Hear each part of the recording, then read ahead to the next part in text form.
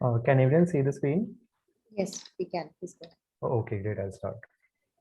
Okay. Hi, I'm Rohan, and now that you have an idea about a story, let's see what we have learned in this bootcamp.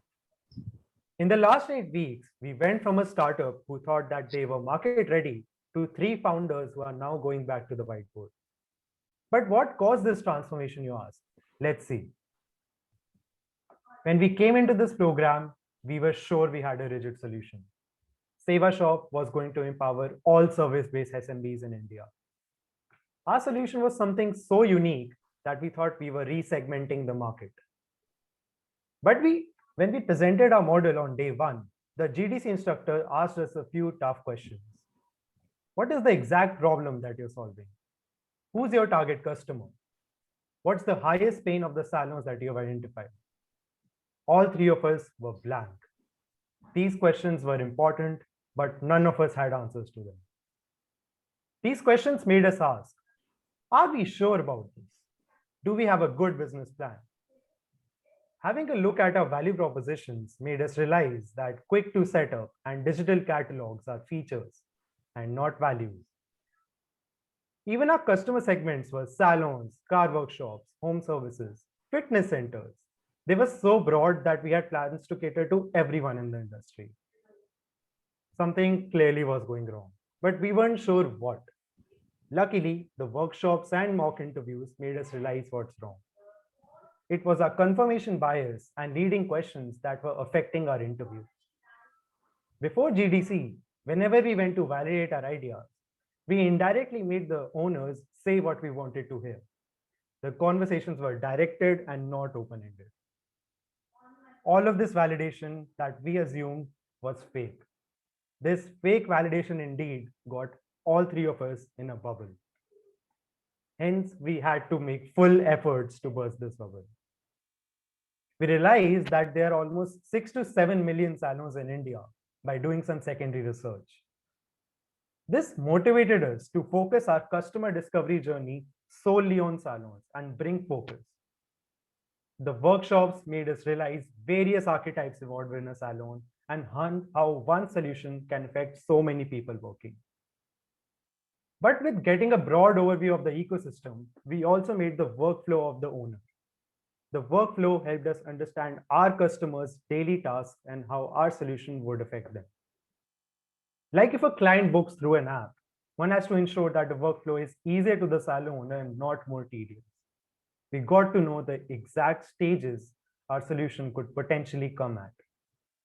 So all in all, the ecosystem gave us a very broad overview in the industry, but the workflow made us understand the details of their daily tasks. With this customer discovery toolkit, we were ready to get out of the building. Getting out of the building actually did burst our bubble. We had assumed that all small and medium businesses were struggling to go online. They were losing their sleep over it. But we were shocked to know that going online was one of their least concerns. But our research did help in conducting more open ended conversations. Without pitching in your product, the customers were much more open to discussing their problems. In fact, we got to know about so many problems in the industry. None of us would have been able to just figure it out using internet. And even though we focused on salons, we realized that different salons have different priorities. So much data, so many problems, but these different outputs were just not resulting in any patterns. So we quickly concluded that we haven't explored enough. This has prompted us to explore more and more and more. And we even ended up interviewing some tattoo shops as well. We again had to take a pause, look at our updated customer segments, and again ask ourselves, are we really sure about this? Even though there was progress on understanding different salons, we were trying to cater to everyone in the industry, which we later realized is itself a mammoth. But then the office hours came to the rescue. They made us realize the key element that was missing in our analysis: subsegmentation. We took a pause and started reanalyzing all of our previous interviews. We subsegmented and subsegmented until patterns started appearing, and they eventually did. This was our aha moment. Now let's pick up the customer retention metric to explain the graph that we have shown. Even among salons, we saw that the need for customer retention was more in independent salons. But the newly opened independent salons were focused on acquisition instead of retention. So they were not our target customers. Now, for established salons operated by managers, the managers were majorly doing the logistic and retention issues. Hence, they were also not our target segment. We've sub-segmented this way, and I think you guys now get the hang of it. Finally, then we came up to our final target segments. Coming to the value propositions.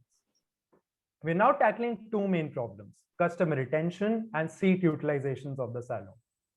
Through research and interviews, we found a few metrics that the salon owners care about. We use the QRST framework and our insights and combined them to develop quantifiable value propositions. Also, when we wrote down the value propositions, we could clearly see that we are not resegmenting the market, but entering an existing one. Fast forward to this week, we finally have the hang of the process. These 8 weeks were not to find a target customer. They were not to get a first order. They were to learn the process. This process is not easy to understand, full of roadblocks, frustrating at times. And all three of us fired a lot of our creative neurons to get it right. But now we understand the benefits of this toolkit. And now that we know about it, it will stay with us for the rest of our lives. However, we're not done yet. There was much motion in the last 8 weeks, but some progress is yet to happen. It took us a while to arrive at finding patterns and framing good hypotheses. But now what we want to do is interview more customers. We want to validate or invalidate the assumptions that we have made and repeat the build, measure, learn loop until we find a good problem solution fit. As we said in the video, and as Rao sir said in the start, we want to build a business and not a product. That is not possible without finding the problem solution fit. Thanks to Team GDC for this program. All of your inputs during the workshops, the webinars, and the office hours have been very invaluable to us. These learnings will stay with us for the rest of our lives, and we can't thank you enough for this. That's it for this presentation, and thanks a lot for attending.